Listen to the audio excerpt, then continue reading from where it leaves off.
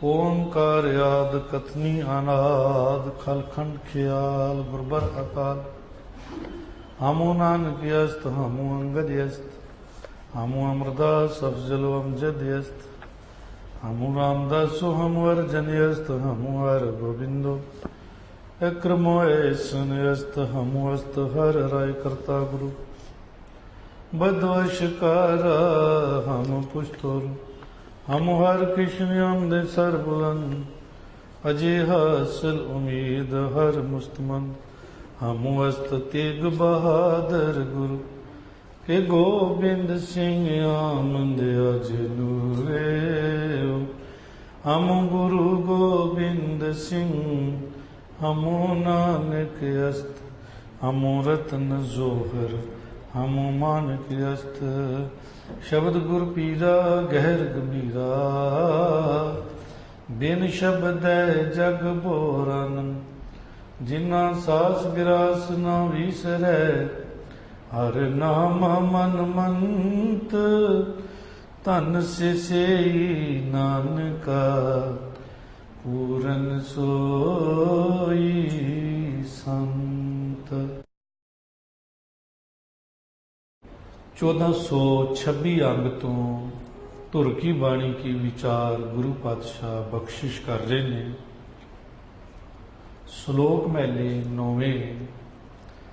धन गुरु तेग बहादुर सच्चे पातशाह दी पावन पवित्र बाणी है जो अखीर दे विच जदों पाठ साहब दा भोग पैंदा है तां श्लोक महले 9वें जिहड़े हन ये बड़े ही ठहराव दे नाल संगतां सुणदियां ने बड़े प्यार नाल और ये पढ़े जाते हैं।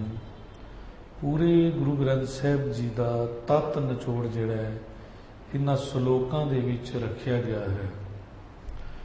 गुरु तेग बहादुर महाराज दे ये पावन श्लोक करीबन 57 श्लोक ने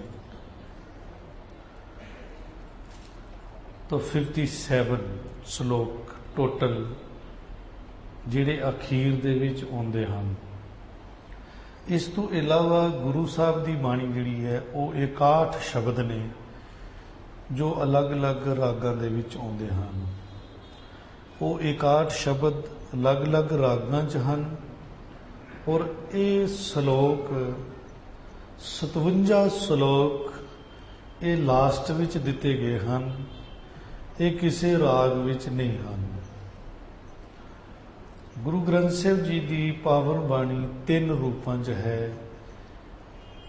2 पहली बाणी जिहड़ी है जपजी साहब राग मुक्त है, किसी राग च नहीं है। जप बाणी किसी राग च नहीं है, राग मुक्त है, एक जाप है। उस तो बाद बाणियां जिहड़ियां ने रागां च शुरू होंदियां ने।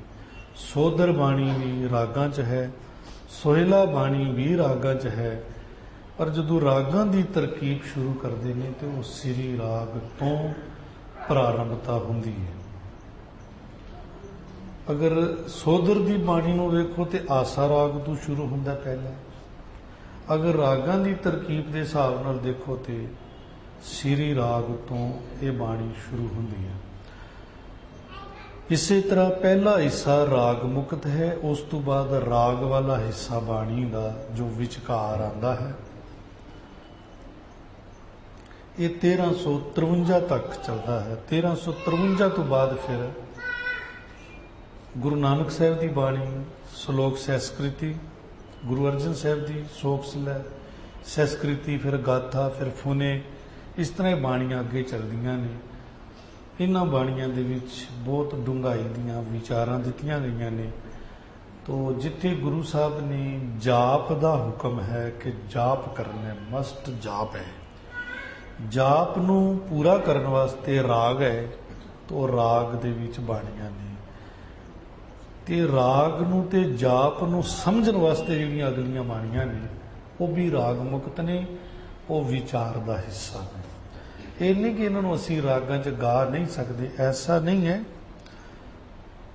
जिहड़ियां बाणियां अगे आउंदियां हन उन्हां नूं असी रागां दे विच गा सकते। श्लोक महले 9वें भी गायन कर सकते हैं। ये विचार दे विच आउंदे ने, उंज राग इहदे ते कोई दिता नहीं होया। ਪਰ ਕਾਵ ਰਚਨਾ ਹੈ, ਕਾਵ ਰਚਨਾ ਛੰਦਾਬੰਦੀ ਚ ਹੁੰਦੀ ਹੈ, ਇਸ ਲਈ ਉਸ ਨੂੰ ਰਾਗ ਦੇ ਵਿੱਚ ਬੰਦ ਕੀਤਾ ਜਾ ਸਕਦਾ ਹੈ। ਤੋ ਆਓ ਸ਼ਲੋਕਾਂ ਦੀ ਵਿਚਾਰ ਸਾਂਝੀ ਕਰਦੇ ਹਾਂ। ਧੰਨ ਗੁਰੂ ਤੇਗ ਬਹਾਦਰ ਮਹਾਰਾਜ ਗੁਰੂ ਨਾਨਕ ਦੇ 9ਵੇਂ ਸਰੂਪ ਸ੍ਰੀ ਗੁਰੂ ਗ੍ਰੰਥ ਸਾਹਿਬ ਜੀ ਦੀ ਬਾਣੀ ਅੰਦਰ 6 ਗੁਰੂਆਂ ਦੀ ਬਾਣੀ ਹੈ, ਗੁਰੂਆਂ ਦੀ। ਬਾਕੀ ਭਗਤਾਂ ਦੀ ਅਲੱਗ ਹੈ, 15 ਭਗਤਾਂ ਦੀ ਬਾਣੀ ਹੈ। ਉਹ ਅਲੱਗ-ਅਲੱਗ ਭਗਤ ਹਨ ਸਾਰੇ, ਕੋਈ ਕਿਸੇ ਜਾਤੀ ਦਾ, ਕੋਈ ਕਿਸੇ ਜਾਤੀ ਦਾ, ਉਹਨਾਂ ਸਾਰੀ ਭਗਤਾਂ ਦੀ ਬਾਣੀ ਦਿੱਤੀ ਗਈ। ਉਹ 15 ਭਗਤ ਨੇ। ਇਸੇ ਤਰ੍ਹਾਂ ਭੱਟ ਸਾਹਿਬਾਨਾਂ ਦੀ ਬਾਣੀ ਹੈ। ਭੱਟ ਸਾਹਿਬਾਨ ਕਰੀਬਨ 11 ਭੱਟ ਨੇ, ਜਿਨ੍ਹਾਂ ਦੀ ਬਾਣੀ ਗੁਰੂ ਗ੍ਰੰਥ ਸਾਹਿਬ ਜੀ ਦੇ ਅੰਦਰ ਹੈ। ਇਸ ਤੋਂ ਇਲਾਵਾ 4 ਸਿੱਖ ਹਨ ਜਿਨ੍ਹਾਂ ਦੀ ਬਾਣੀ ਹੈ, ਜਿਹਦੇ ਪ੍ਰਤੀ ਇੱਕ ਮਤਭੇਦ ਹੈ ਕਿ 3 ਸਿੱਖਾਂ ਦੀ ਬਾਣੀ ਹੈ, ਕੋਈ ਕਹਿੰਦੇ ਵੀ 4 ਸਿੱਖਾਂ ਦੀ ਬਾਣੀ ਹੈ, ਜਿਨ੍ਹਾਂ 'ਚ ਸੱਤਾ ਬਲਵੰਡਾ ਇਹ 2 ਗੁਰਸਿੱਖ ਜਿਹੜੇ ਗੁਰੂ ਘਰ ਦੇ ਕੀਰਤਨੀਏ ਸਨ, ਇਹਨਾਂ ਦੀ ਬਾਣੀ ਹੈ। ਬਾਬਾ ਸੁੰਦਰ ਜੀ ਇਹ ਵੀ ਬਹੁਤ ਵੱਡੇ ਬ੍ਰਹਮ ਗਿਆਨੀ ਗੁਰਸਿੱਖ ਹੋਏ ਨੇ, ਇਹਨਾਂ ਦੀ ਬਾਣੀ ਬਾਬਾ ਸੁੰਦਰ ਜੀ। ਭਾਈ ਮਰਦਾਨਾ ਜੀ ਦੇ 2 ਸ਼ਬਦ ਦੱਸੇ ਗਏ ਹਨ। ਇਸ ਤਰ੍ਹਾਂ ਕਰਕੇ 4 ਗੁਰਸਿੱਖਾਂ ਦੀ ਬਾਣੀ ਹੈ, 15 ਭਗਤਾਂ ਦੀ ਬਾਣੀ ਹੈ, 11 ਭੱਟਾਂ ਦੀ ਬਾਣੀ ਹੈ, 6 ਗੁਰੂਆਂ ਦੀ ਬਾਣੀ ਹੈ। ਇਸ ਤਰ੍ਹਾਂ ਟੋਟਲ 36 ਬਣਦੇ ਹਨ। ਗੁਰੂ ਤੇਗ ਬਹਾਦਰ ਮਹਾਰਾਜ 6 ਗੁਰੂਆਂ ਦੀ ਬਾਣੀ, ਗੁਰੂ ਨਾਨਕ ਸਾਹਿਬ ਤੋਂ ਲੈ ਕੇ ਗੁਰੂ ਅਰਜਨ ਸਾਹਿਬ ਤੱਕ 5 ਗੁਰੂ ਹੋ ਗਏ, ਇਹਨਾਂ ਦੀ ਬਾਣੀ। ਤਾਂ 6ਵੇਂ ਗੁਰੂ ਤੇਗ ਬਹਾਦਰ ਸਾਹਿਬ ਦੀ ਬਾਣੀ। ਕਈ ਇਹ ਵੀ ਵਿਚਾਰ ਰੱਖਦੇ ਨੇ ਕਿ ਬਾਕੀ ਗੁਰੂਆਂ ਦੀ ਬਾਣੀ ਕਿਉਂ ਨਹੀਂ ਹੈ। ਇਹਦੇ ਪ੍ਰਤੀ ਅਨੇਕ ਵਿਚਾਰ ਇਤਿਹਾਸਕਾਰਾਂ ਨੇ ਦਿੱਤੇ ਨੇ, ਪਰ ਕੋਈ ਮਨ ਦੀ ਤਸੱਲੀ ਵਾਲੀ ਗੱਲ ਨਹੀਂ। ਪਰ ਜੋ ਮੈਂ ਮਹਿਸੂਸ ਕੀਤਾ, ਕਿਸੇ ਇਤਿਹਾਸ 'ਚ ਨਹੀਂ ਲਿਖਿਆ ਹੋਇਆ, ਜੋ ਮੈਂ ਮਹਿਸੂਸ ਕੀਤਾ ਉਹ ਇਹ ਹੈ, ਗੁਰੂ ਗ੍ਰੰਥ ਸਾਹਿਬ ਜੀ ਦੀ ਬਾਣੀ ਅੰਦਰ 6 ਕਨਸੈਪਟ ਹਨ, 6 ਮਹਾਨ ਵਿਸ਼ੇ ਦੱਸੇ ਗਏ। ਸ੍ਰੀ ਗੁਰੂ ਨਾਨਕ ਦੇਵ ਜੀ ਦਾ ਵਿਸ਼ਾ ਹੈ ਭਰਮ ਤੋੜ ਬਾਣੀ, ਜੀਵਨ ਦੇ ਭਰਮ ਨੂੰ ਮਿਟਾਉਂਦੀ ਹੈ। ਗੁਰੂ ਅੰਗਦ ਸਾਹਿਬ ਦੀ ਬਾਣੀ ਹੁਕਮ ਮੰਨਣਾ ਕਿਵੇਂ ਹੈ, ਹੁਕਮ ਦੀ ਵਿਆਖਿਆ ਕਰਦੀ ਹੈ, ਹੁਕਮ ਮੰਨਣ ਦੀ ਜਾਂਚ ਦੱਸਦੀ ਹੈ ਬਾਣੀ। ਉਹਨਾਂ ਨੇ ਜੀਵਨ ਦੇ ਵਿੱਚ ਹੁਕਮ ਮੰਨਣਾ ਹੀ ਤੇ ਸਿਖਾਇਆ ਹੈ, ਤੇ ਜੋ ਕੁਝ ਉਹਨਾਂ ਨੇ ਜੀਵਨ 'ਚ ਸਿਖਾਇਆ ਹੈ ਉਹਦਾ ਦਰਸ਼ਨ ਉਹਨਾਂ ਦੀ ਬਾਣੀ 'ਚ ਹੁੰਦਾ ਹੈ। ਤਾਂ ਪਹਿਲਾ ਜਿਹੜਾ ਹੈ ਉਹ ਹੈ ਭਰਮਗੜ੍ਹ ਤੋੜਨਾ। ਭਰਮਗੜ੍ਹ ਤੋੜਦੀ ਗੁਰੂ ਨਾਨਕ ਸਾਹਿਬ ਦੀ ਬਾਣੀ। ਗੁਰੂ ਅੰਗਦ ਸਾਹਿਬ ਦੀ ਬਾਣੀ ਹੁਕਮ ਮੰਨਣਾ ਸਿਖਾਉਂਦੀ ਹੈ, ਹੁਕਮ ਮੰਨਣ ਦੀ ਇਜਾਜ਼ਤ ਸਿਖਾਉਂਦੀ। ਗੁਰੂ ਅਮਰਦਾਸ ਸੱਚੇ ਪਾਤਸ਼ਾਹ ਦੀ ਬਾਣੀ ਸਾਨੂੰ ਸੇਵਾ ਤੇ ਸਿਮਰਨ ਦੇ ਪਹਿਲੂ ਨੂੰ ਕਰਕੇ ਦਿਖਾਉਂਦੀ ਹੈ, ਨਾਲੇ ਖੋਲ੍ਹਦੀ ਹੈ, ਨਾਲੇ ਕਰਕੇ ਸੇਵਾ ਤੇ ਸਿਮਰਨ ਕਿਵੇਂ ਕੀਤਾ ਜਾਏ। ਇਸ ਤਰ੍ਹਾਂ ਉਹਨਾਂ ਦੀ ਬਾਣੀ 'ਚ ਦਰਸ਼ਨ ਹੁੰਦਾ। ਗੁਰੂ ਨਾਲ ਜੁੜਨਾ, ਗੁਰੂ ਦੀ ਗੱਲ ਤੋਂ ਸਿਮਰਨ ਤੇ ਸੇਵਾ ਸਿੱਖਣੀ। ਗੁਰੂ ਰਾਮਦਾਸ ਮਹਾਰਾਜ ਦੀ ਬਾਣੀ ਚੌਥਾ ਵਿਸ਼ਾ ਉਹ ਬੈਰਾਗ ਹੈ, ਇੱਕ ਬਿਰਹਾ ਹੈ, ਇੱਕ ਤੜਪ ਪਰਮਾਤਮਾ ਦੇ ਨਾਲ ਮਿਲਣ ਦੀ ਉਹਨਾਂ ਨੇ ਦੱਸੀ ਹੈ। ਬਿਰਹਾ ਦੇ ਮਾਸਟਰ ਨੇ ਧੰਨ ਗੁਰੂ ਰਾਮਦਾਸ ਮਹਾਰਾਜ। ਇੱਕ ਵਿਸ਼ੇ ਨੂੰ ਉਹਨਾਂ ਨੇ ਖੋਲ੍ਹਿਆ। ਇੱਕ ਗੱਲ ਹੋਰ ਅਰਜ਼ ਕਰਾਂ, ਸਾਰੇ ਵਿਸ਼ਿਆਂ ਨੂੰ ਸਾਰੇ ਗੁਰੂਆਂ ਨੇ ਖੋਲ੍ਹਿਆ। ਇਹ ਨਹੀਂ ਕਿ ਗੁਰੂ ਨਾਨਕ ਸਾਹਿਬ ਨੇ ਸੇਵਾ ਸਿਮਰਨ ਦੇ ਚੈਪਟਰ ਨੂੰ ਨਹੀਂ ਖੋਲ੍ਹਿਆ ਜਾਂ ਹੁਕਮ ਨੂੰ ਨਹੀਂ ਖੋਲ੍ਹਿਆ, ਪਰ ਵਿਸ਼ੇਸ਼ ਉਹਨਾਂ ਦਾ ਭਰਮ ਤੋੜਨ ਦੇ ਉੱਤੇ ਜ਼ੋਰ ਸੀ। ਗੁਰੂ ਅੰਗਦ ਸਾਹਿਬ ਨੇ ਬਾਕੀ ਵਿਸ਼ਿਆਂ ਨੂੰ ਵੀ ਖੋਲ੍ਹਿਆ, ਪਰ ਮੇਨ ਵਿਸ਼ਾ ਉਹਨਾਂ ਨੇ ਹੁਕਮ ਮੰਨਣ ਦਾ ਜਿਹੜਾ ਸੀ ਉਹ ਲੋਕਾਂ ਨੂੰ ਸਿਖਾਇਆ ਕਿ ਸਿੱਖੀ ਹੁਕਮ ਮੰਨਣ ਤੋਂ ਸ਼ੁਰੂ ਹੁੰਦੀ ਹੈ। ਜਦੋਂ ਹੁਕਮ ਮੰਨ ਲਿਆ ਫਿਰ ਅੱਗੇ ਸਿਮਰਨ ਤੇ ਸੇਵਾ ਦੀ ਗੱਲ ਚੱਲਦੀ ਹੈ। ਅੱਗੋਂ ਫਿਰ ਗੁਰੂ ਅਮਰਦਾਸ ਜੀ ਉਹਨੂੰ ਖੋਲ੍ਹਦੇ ਨੇ। ਆਪਣੀ ਬਾਣੀ ਦੇ ਵਿੱਚ। ਸੇਵਾ ਸਿਮਰਨ ਦੇ ਮਾਸਟਰ ਨੇ ਧੰਨ ਗੁਰੂ ਅਮਰਦਾਸ ਸੱਚੇ ਪਾਤਸ਼ਾਹ। ਬਿਰਹਾ ਦੇ ਮਾਸਟਰ ਨੇ। ਬਿਰਹਾ ਦੀ ਚੋਟ ਜਦੋਂ ਸੇਵਾ ਤੇ ਸਿਮਰਨ ਦੇ ਨਾਲ ਲੱਗਦੀ ਹੈ, ਪਹਿਲਾਂ ਭਰਮਗੜ੍ਹ ਟੁੱਟਦਾ ਹੈ, ਫਿਰ ਹੁਕਮ ਮੰਨਦਾ ਬੰਦਾ, ਫਿਰ ਸਿਮਰਨ ਦੇ ਵਿੱਚ ਸੇਵਾ 'ਚ ਜੁੜਦਾ ਹੈ, ਤਾਂ ਫਿਰ ਬਿਰਹਾ ਦਾ ਸੱਲ ਪੈਦਾ ਹੁੰਦਾ ਹੈ, ਵਿਛੋੜੇ ਦਾ ਅਹਿਸਾਸ ਪੈਦਾ ਹੁੰਦਾ ਹੈ। ਉਸ ਵਿਛੋੜੇ ਦੇ ਅਹਿਸਾਸ ਨੂੰ ਗੁਰੂ ਰਾਮਦਾਸ ਜੀ ਨੇ ਜਿਸ ਤਰੀਕੇ ਨਾਲ ਖੋਲ੍ਹਿਆ, ਕੋਈ ਦੁਨੀਆ ਦਾ ਬੰਦਾ ਨਹੀਂ ਖੋਲ੍ਹ ਸਕਦਾ।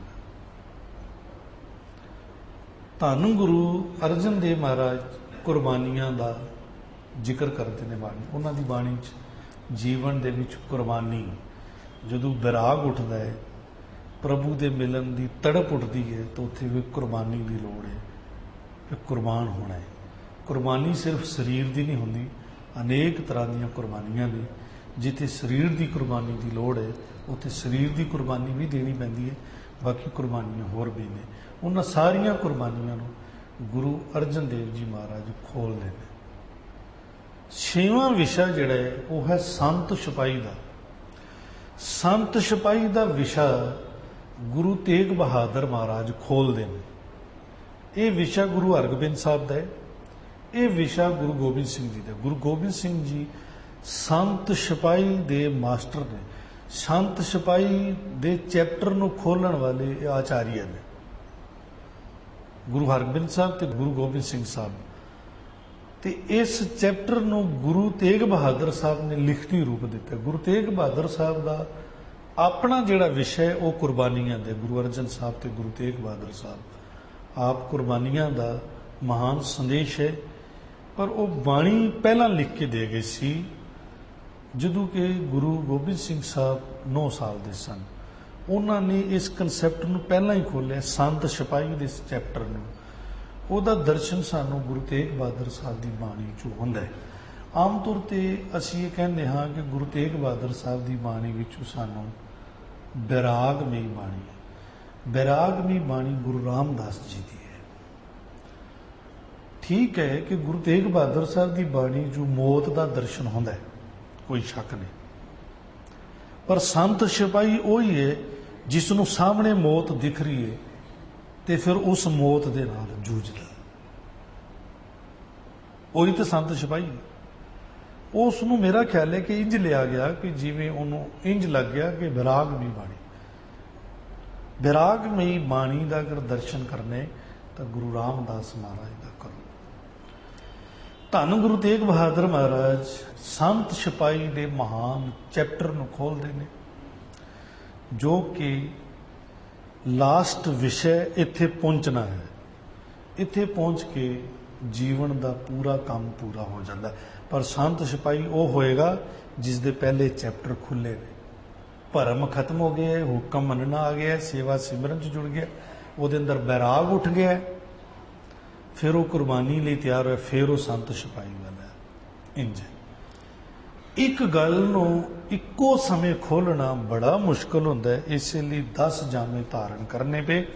ਮੈਂ ਜਿਹੜੀ ਗੱਲ ਕਹਿ ਰਿਹਾ ਸੀ ਉਹ ਕਹਿ ਕੇ ਫਿਰ ਸ਼ਲੋਕਾਂ ਨੂੰ ਸ਼ੁਰੂ ਕਰਦੇ ਹਾਂ। ਉਹ ਗੱਲ ਇਹ ਸੀ ਕਿ ਆਮ ਲੋਕ ਇਹ ਕਹਿੰਦੇ ਨੇ ਕਿ ਬਾਕੀ ਗੁਰੂਆਂ ਨੇ ਬਾਣੀ ਨਹੀਂ ਲਿਖੀ। ਉਹਦਾ ਕੀ ਕਾਰਨ ਹੈ? ਉਹਦਾ ਕਾਰਨ ਇਹ ਹੈ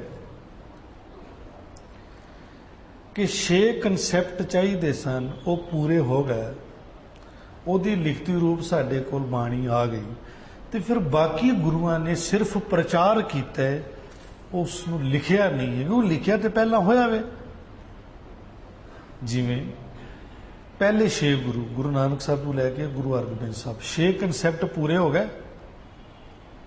ਸੰਤ ਸਿਪਾਹੀ ਦੇ ਚੈਪਟਰ ਨੂੰ ਗੁਰੂ ਹਰਗੋਬਿੰਦ ਸਾਹਿਬ ਖੋਲ੍ਹ ਰਹੇ ਨੇ,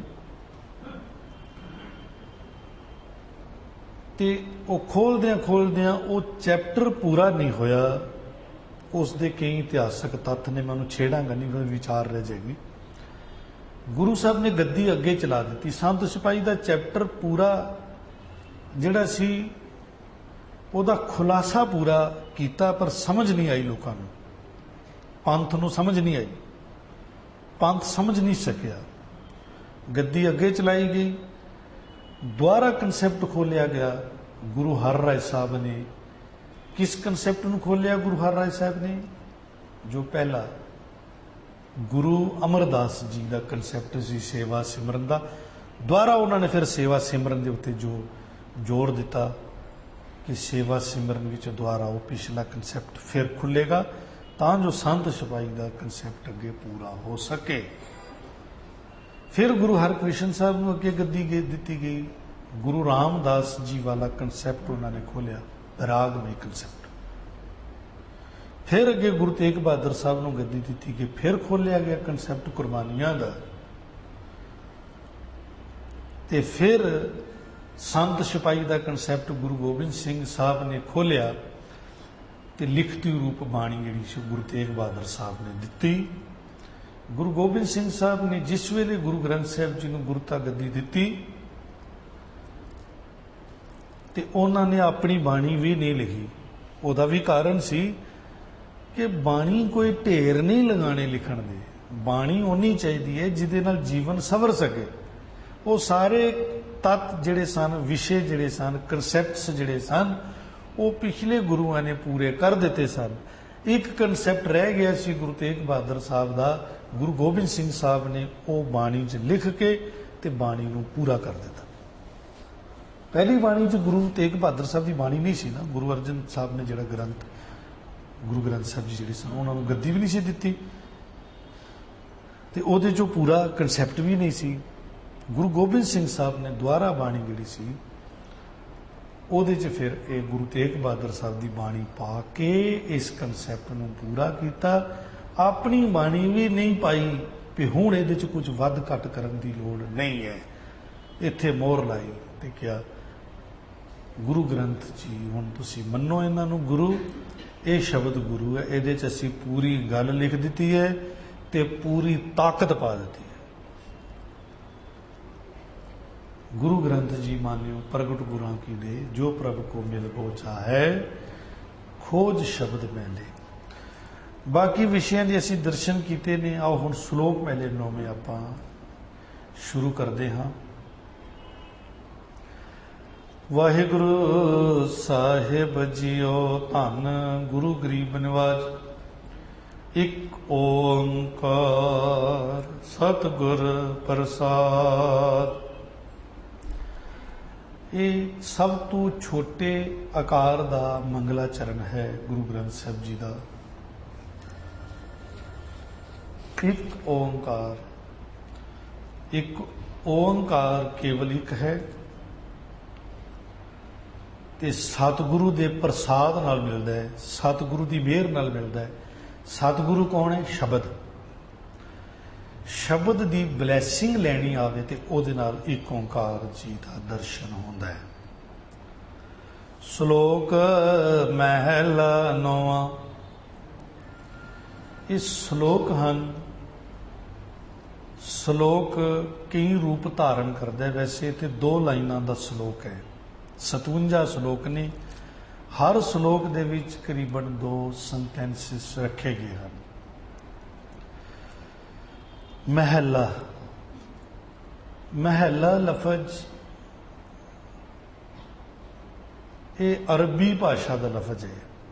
महला इत्थों ही लफज बने है महला, फलाना महला। ये अरबी भाषा का लफज उतरे तो गुरु साहब ने इसनों इस्तेमाल किया है।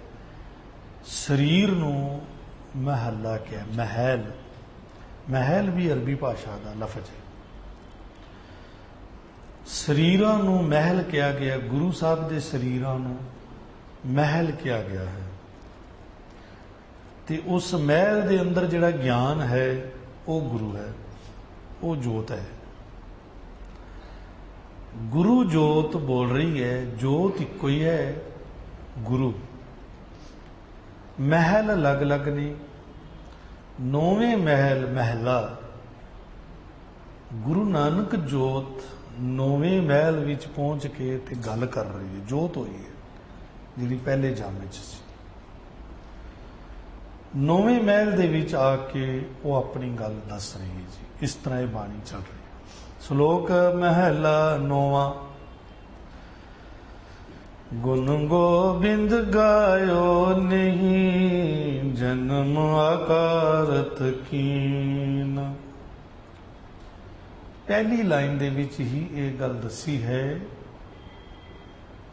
कि हे बंदे तू गुण गोबिंद दे गाए नहीं,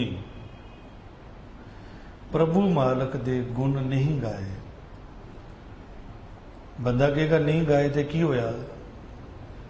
कहते ना गाण दे नाल जन्म जिहड़ा अकारथ चला गया, अकारथ कर लिया। अकारथ जिहड़ा किसी काम ना आवे, बेकार हो जाए, जिस काम लई जीवन मिलिया होवे ते वो काम ना कीता जाए तो असीं कहांगे भी जीवन खराब हो गया। गुरु पातशाह कहते भी प्रभु दे गुण गाए बगैर जीवन जिहड़ा है वो अकारथ चला गया है, किसी काम दा नहीं। भाव के जिहड़ा उसका पूरा मुल तारना सी ना, जिहड़ा उहदा पूरा पूरा बेनीफिट लेना सी ना, वो लिया नहीं गया। बड़ी महंगी चीज होवे, किसी बंदे कोल बहुत महंगी चीज होवे, ਉਹਦਾ ਮੁੱਲ कुछ भी ना तारे हो, बहुत थोड़े भाव ਦੇ ਵਿੱਚ, बड़े सस्ते भाव ਦੇ ਵਿੱਚ उस चीज़ ਨੂੰ खरीद लवे ਤੇ ਕਹਾਂਗੇ ਇਹ ਤੇ ਵਿਅਰਥ ਗਵਾ ਲਿਆ, ਅਜਾਈ ਗਵਾ ਲਿਆ। ਕਹਿੰਦੇ ਜੀਵਨ ਦੇ ਵਿੱਚ ਤੂੰ ਬਹੁਤ ਕੰਮ ਕੀਤੇ ਨੇ, ਪਰ ਪ੍ਰਭੂ ਦੇ ਗੁਣ ਗਾਏ ਬਗੈਰ ਕਿੰਨੇ ਵੀ ਕੰਮ ਕਰ ਲੋ, ਪੂਰਾ ਜੀਵਨ ਦਾ ਮੁੱਲ ਨਹੀਂ ਤਾਰਿਆ ਜਾ ਸਕਦਾ। जीवन की वैल्यू जिहड़ी है वो गुणा नाल ही पूरी होती है। जीवन जिहड़ा है वर्थलैस है अगर वाहिगुरु दे गुणा तो खाली है। कहते तू गुण नहीं गाए, गाण नूं क्यों कहा? गाउण दे नाल जीवन दे विच असर बहुत जल्दी होता है, पढ़ के भी इतना असर नहीं होता जितना कि गा के होता है। ते गुणा नूं गायन कीता जाए, इस तो वड्डी कोई गल ही नहीं है। गुण गाउने ने तीन तरीके दे नाल। गुण साडे सुभाਅ च भी होना चाहिए, साडी थिंकिंग नूं वाश करे, साडी थिंकिंग नूं शुद्ध करे, साडी सोच नूं बदले। गुण वही है जिहड़ा साडी सोच नूं बदले। एक गल तो पक्की है कि गुण साडी सोच नूं बदलदा है, ये तो पक्की गल है। गावे होए दा बड़ा गहरा असर मन ते हुंदा है, इसलिए गुण की हदायत की गई है कि गुण वाहिगुरु दे गाओ। मैं अर्ज कर रहे सी गुण गुण प्रभु दे खाली जबान तक ही सीमित ना रहन, रसना दे नाल गुण गाए गए ने। खाली इत्थे ही गल ना मुके, गुणा नूं सोच दे विच लिआंदा जाए, गुणा नूं जबान च भी लिआंदा जाए ते गुणा नूं अपने कर्म दे विच प्रगट कीता जाए। जदों गुण तीन जगह प्रवेश करदा है अदू रब की खुशी मिलती है। गुरु तेग बहादुर साहब जी ने इत्थे गुण गाउण की हदायत की है ते नाले एक गल होर कहीए बाणी च, अपनी बाणी च कहंदे बंदे तू गुण मन बच क्रम हर गुण नहीं गाए। कहंदे मन ते बच बोल बाणी च ते बच बचना च ते मन च सोच विच ते करम दे विच गुणा नूं नहीं लिआंदा। ये जीवन तीन हिस्सियां च वंडिया होया मान लो। जो मेरी जबान कहती है, मेरी सोच भी वही कहती है कि नहीं कहती है, मेरा कर्म भी वही बोलता है कि नहीं बोलता, फिर गल ठीक है। बोल बाणी विचकार खड़ी है, अंदर दी दिशा ते बाहर दी दिशा वाल खिंच के लियाउंदी है।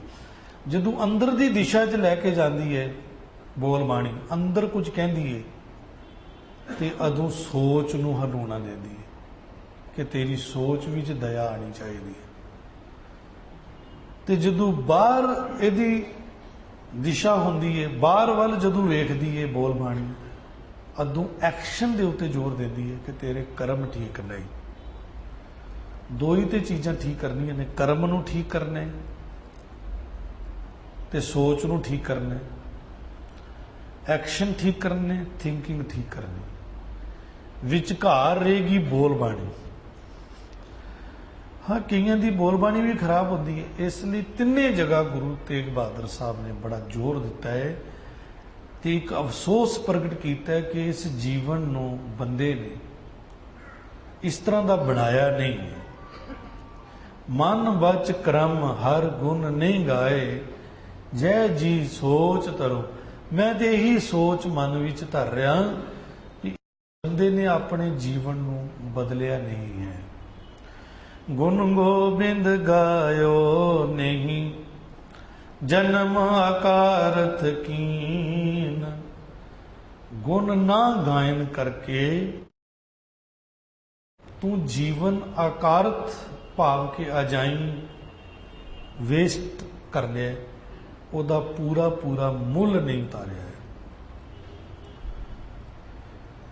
इतना गहरा असर प्रभु दे गुण गाउण का जिहड़ा हुंदा है। फिर मैं अर्ज करा जी, रिपीट करा एक बारी, गुण खाली जबान नाल गाए हुए नहीं। अगर खाली गुण जबान दे नाल गाउण दी गल हुंदी फिर ते बड़ा सौखा काम हुंदा, फिर ते सारे ही पा लैंदे। फिर तो गुरु साहब ये गल ना कहते कि वाहिगुरु गाउण नाल खुश नहीं हुंदा। ना भीजै रागी नादी वेद, ना भीजै सुरती ज्ञानी जोग, नहीं भीजदा वाहिगुरु। कोई गावे रागी नादी बेदी वो भांत कर, नहीं हर हर भीजै राम राजे। कोई सोचे कि मैं गा के वाहिगुरु नूं खुश कर लांगा, केवल जबान नाल गाया वो खुश नहीं होता।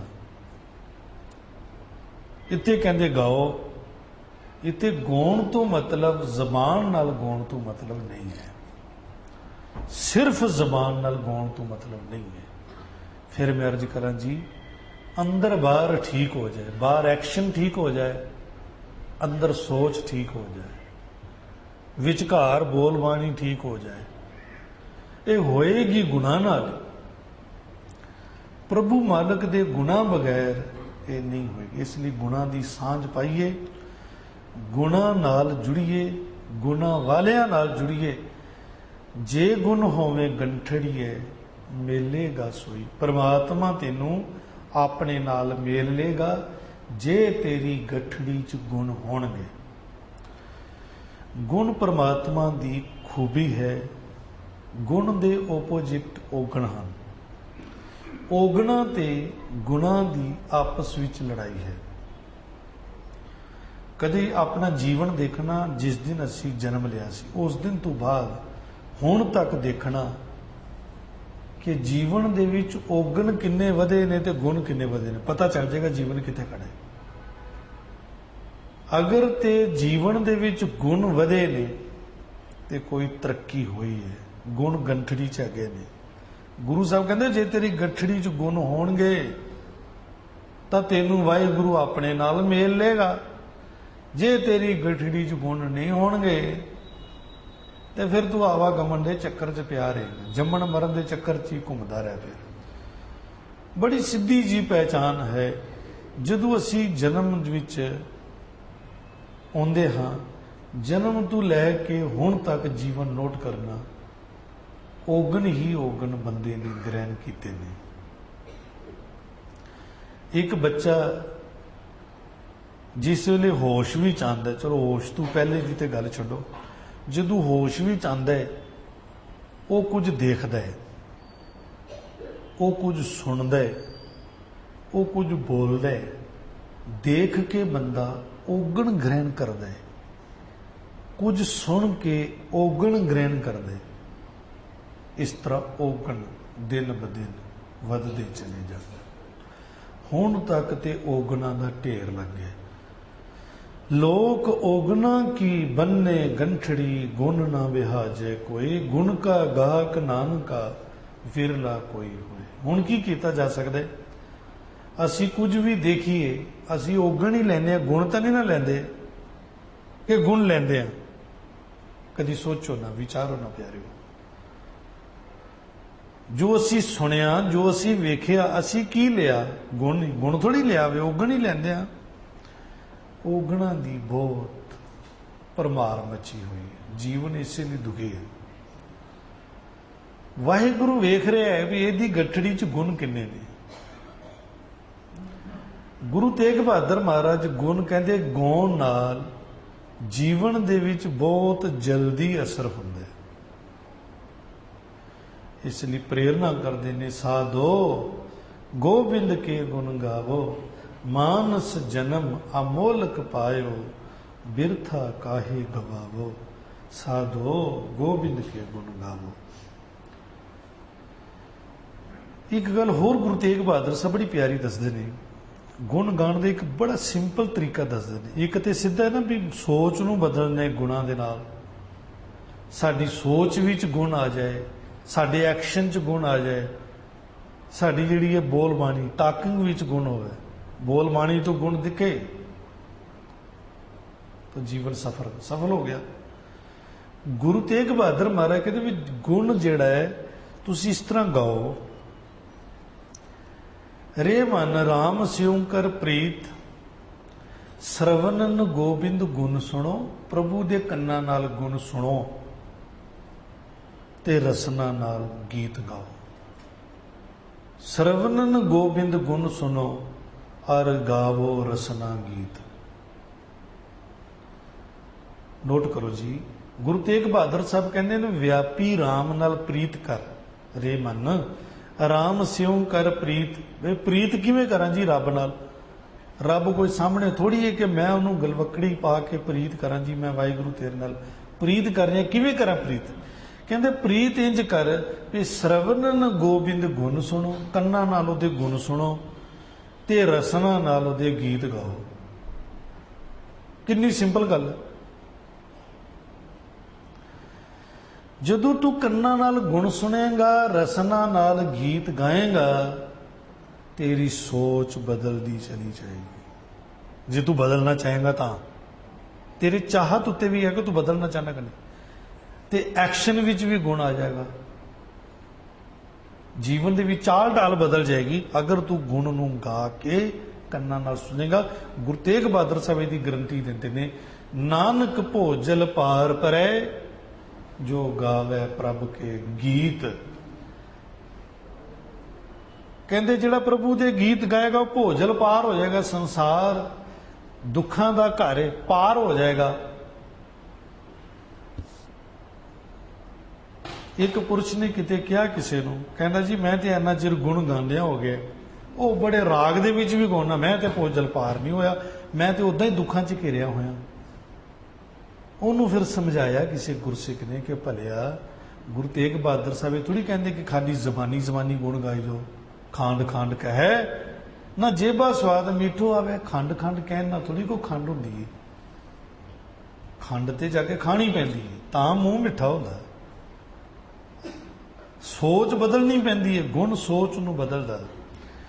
सच ये है कि गुणा बगैर जीवन अजां ही चला जाता है। गुण गोबिंद गायो नहीं, जन्म आकारत कीन, को नानक हर भज मना, जै बिद जल को मीन।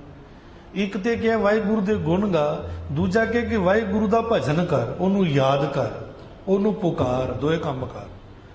ओदे गुण गांदा रहे, उसनू पुकारदा रहे, उसनू याद कर। भज, भज माने याद कर।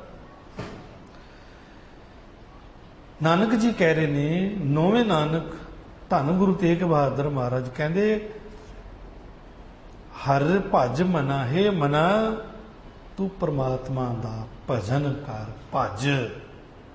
ये दोए काम कर, उसके गुण गांदा रहे ते उसनू याद कर। इहदे नाल जीवन हुंदा सफल। मैं याद किवें करा? कहंदे याद इंज कर, जे बिद जल को मीन, जिस विधि नाल तरीके नाल मछली पानी नाल जुड़ी हुई है। जै बिद जल को मीन, मछली, मीन मने मछली, ਜਿਵੇਂ ਮਛਲੀ ਪਾਣੀ ਬਗੈਰ ਨਹੀਂ ਰਹਿ ਪਾਉਂਦੀ, ਤੂੰ ਇਹ ਆਪਣੇ ਆਪ ਨੂੰ ਮਛਲੀ ਬਣਾ ਲੈ ਕਿ ਮੈਂ ਮਛਲੀਆਂ ਤੇ ਪ੍ਰਭੂ ਦਾ ਨਾਮ, ਪ੍ਰਭੂ ਦੇ ਗੁਣ, ਇਹ ਮੇਰੇ ਮਨ ਦਾ ਜਲ ਹੈ। ਤੂੰ ਜਲ ਨਿਧ ਹਮ ਮੀਨ ਤੁਮਾਰੇ। ਇਸ ਤਰੀਕੇ ਦੇ ਨਾਲ ਮਛਲੀ ਤੋਂ ਸਿੱਖ।